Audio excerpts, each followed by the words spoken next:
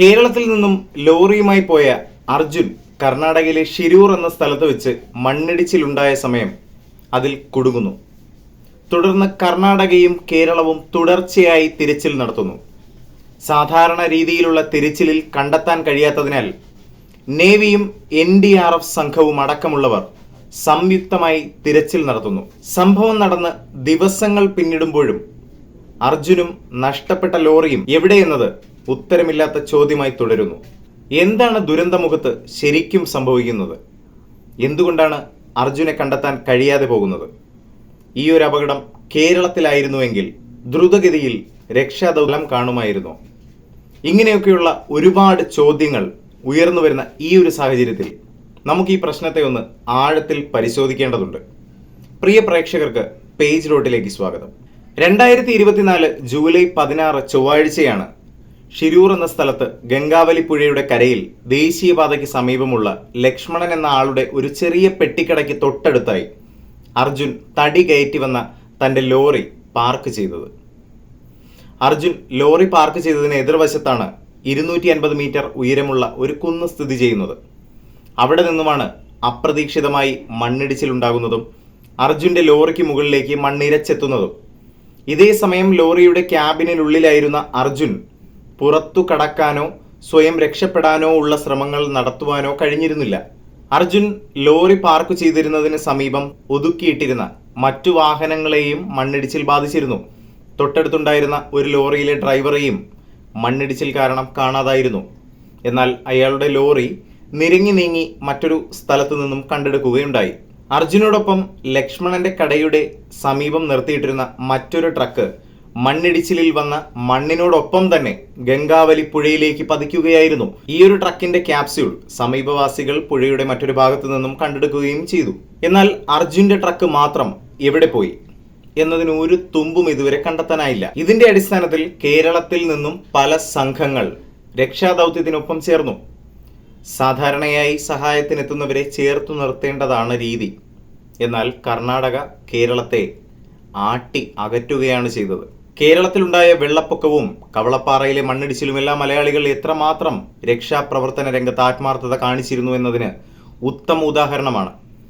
എന്നാൽ കയ്യും മെയ്യും മറന്ന കിലോമീറ്ററുകൾ താണ്ടി അങ്കോളയിലെ മണ്ണിടിഞ്ഞ ഭാഗത്ത് എത്തിച്ചേർന്ന മലയാളി സുഹൃത്തുക്കൾക്ക് കർണാടക സർക്കാരിൻ്റെ തീരുമാനത്തിൻ്റെ അടിസ്ഥാനത്തിൽ അവിടെ തുടരാനാകില്ല, നിങ്ങൾക്ക് തിരികെ മടങ്ങാമെന്ന അറിയിപ്പ് ലഭിച്ചു എന്നാണ് പുറത്തു വരുന്ന വിവരം.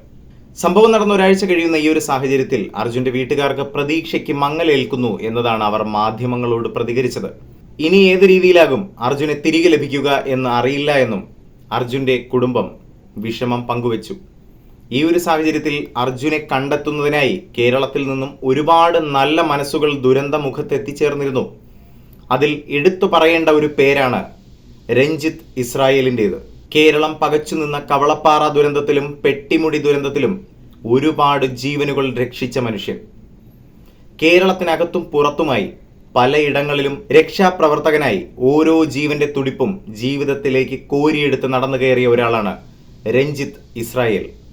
ഒരു രൂപ പോലും പ്രതിഫലമില്ലാതെ സ്വന്തം പോക്കറ്റിൽ നിന്നും പൈസ ചിലവാക്കി ദുരന്ത മുഖങ്ങളിലേക്ക് എത്തി അവിടെ കുടുങ്ങിക്കിടക്കുന്ന ഓരോ ജീവന്റെ കണികകളെയും കണ്ടെത്തി അവരെ ജീവിതത്തിലേക്ക് കൈപിടിച്ചുയർത്തുന്ന രഞ്ജിത്ത് ഇസ്രായേൽ മലയാളികൾക്ക് ഓരോരുത്തർക്കും അഭിമാനം കൊള്ളാവുന്ന ഒരു വ്യക്തിത്വമാണ്. സൈന്യത്തിൽ ചേരണമെന്നായിരുന്നു രഞ്ജിത്തിന്റെ അതിയായ ആഗ്രഹം. 21-ാം വയസ്സിൽ തലച്ചോറിന് പിടിപെട്ട ഒരു രോഗം കാരണം അതിന് സാധിച്ചില്ല.